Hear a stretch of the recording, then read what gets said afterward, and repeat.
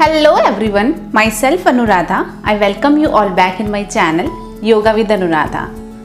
आज मैं लेकर आई हूँ आप सबके लिए दो ऐसे प्राणायाम जो हमारे शरीर को शीतलता प्रदान करते हैं। उनका नाम है शीतली और शीतकारी प्राणायाम। जी हाँ, यदि आपको आपके शरीर में उष्णता से, गर्मी से संबंधित कोई भी प्रकार की समस्या है, यदि आपको पसीना ज़्यादा आता है, गर्मी ज़्यादा लगती है, पेट में जलन रहती है, अल्सर है, मुंह में छाले हैं, एसिडिटी है, हाई ब्लड प्रेशर है या पित्त संबंधित कोई भी समस्या है, फेस पे पिंपल्स ज़्यादा होते हैं, तो उन सब के लिए ये प्राणायाम बहुत ही अच्छा है।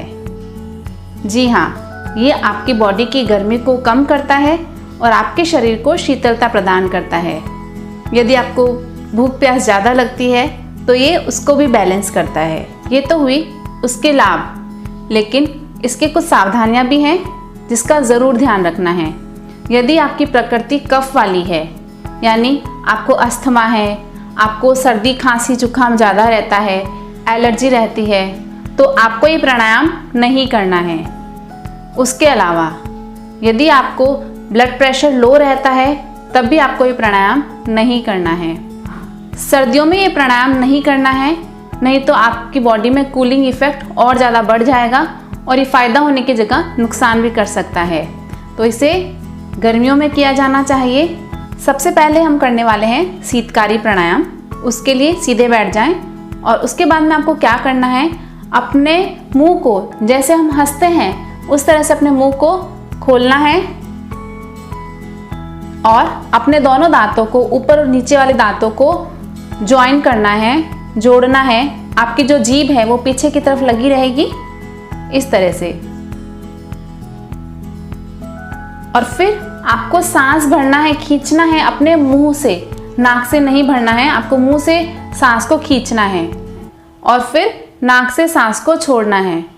मुंह से सांस को खींचेंगे, कुछ देर के लिए होल्ड कर सकते हैं तो होल्ड करेंगे।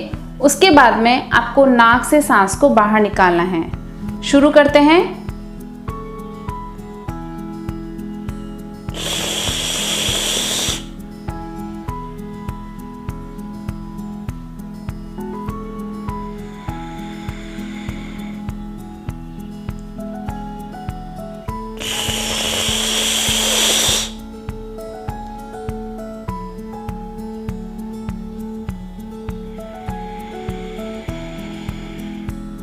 एक बार और होल्ड करेंगे।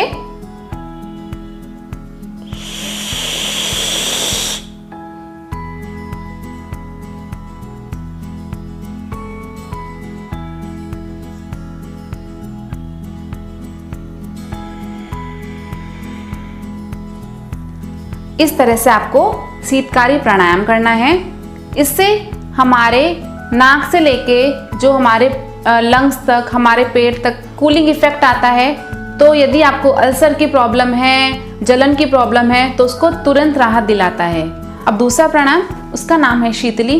उसको कैसे करना है, उसके लिए आपको अपने जीभ को इस तरह से राउंड शेप में बनाना है। उसके बाद में अंदर की तरफ आपको इनहेल करना है और उसके बाद में आपको नाक से एक्सहेल करना है। देखिए कैसे।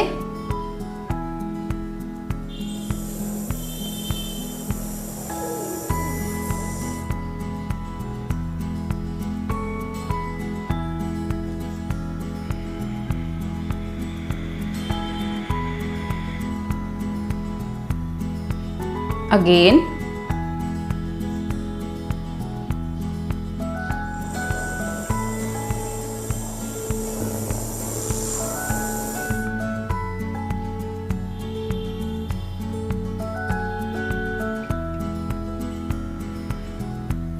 कुछ सेकंड होल्ड करना चाहते हैं अपनी ब्रीदिंग को तो होल्ड कर सकते हैं अंदर की तरफ।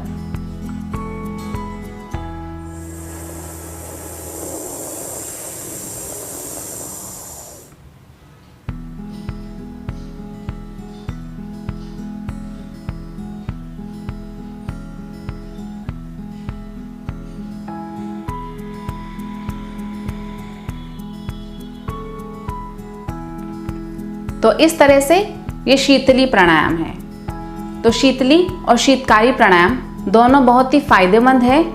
जब आप शीतकारी प्राणायाम करते हैं और आपके दांतों में किसी भी प्रकार की प्रॉब्लम है, आपको ठंडा गर्म की प्रॉब्लम है, सनसनाहट की प्रॉब्लम है, तो आप शीतली प्राणायाम कर सकते हैं। इन दोनों का इफेक्ट सेम है। इन दोनों प्राणायाम से हमारे शरीर में ठंडक आती है, शीतलता आती है। यदि आपको गुस्सा ज़्यादा आता है, चिड़चिड़ापन ज़्यादा आता है, पाइल्स की प्रॉब्लम होती है, तो उन लोगों के लिए भी बहुत ही अच्छा प्राणायाम है। तो ये दोनों प्राणायाम बहुत ही इफ़ेक्टिव हैं, गर्मियों में किए जा सकने वाले। सर्दियों में इसको करना अवॉइड करें, नहीं तो ये आपकी बॉडी में और ज़्यादा कूलिंग इफेक्ट को बढ़ा सकते हैं और इसको फ़ायदे की जगह नुकसान भी हो सकता है। इसके अलावा एक चीज़ का विशेष ध्यान रखें, जब हम रेगुलरली इन जनरल श्वास लेते हैं तो हम नाक से श्वास लेते हैं, तो हमारे नाक में रोम होते हैं और म्यूकस होता है। तो जिसकी वजह से क्या होता है कि जितने भी धुआं है, टॉक्सिन्स है, पोल्यूशन है, तो सारा फिल्टर होके हमारी नोज़ में से और फिर हमारे लंग्स में जाता है। लेकिन जब हम ये प्राणायाम करते हैं दोनों, तो उससे क्या होता है, डायरेक्टली हम मुंह से सांस लेते हैं, तो जो भी पोल्यूशन है आसपास में, जो भी टॉक्सिन्स है, तो उनको फिल्ट्रेशन नहीं होता है, वो सारा धुआं गैस हमारे डायरेक्ट लंग्स में चला जाता है और वो हमारा फ़ायदा करने की जगह नुकसान कर सकता है। तो इस बात का विशेष ध्यान रखें। जब भी आप शीतली शीतकारी प्राणायाम करें तो आप पोल्यूशन वाले एरिया में नहीं करें। जो क्राउडेड एरिया होता है, बहुत ज़्यादा लोग हैं जहाँ पे, वहाँ पे ये प्राणायाम नहीं करें। जब भी करें माहौल का ध्यान रखें, खुला वातावरण होना चाहिए, शुद्ध साफ शुद्ध हवा आनी चाहिए। बस इस चीज़ का ज़रूर ध्यान रखें। अब आपको करना कितना है, आप इसको 10, 15, 20 बार कर सकते हैं।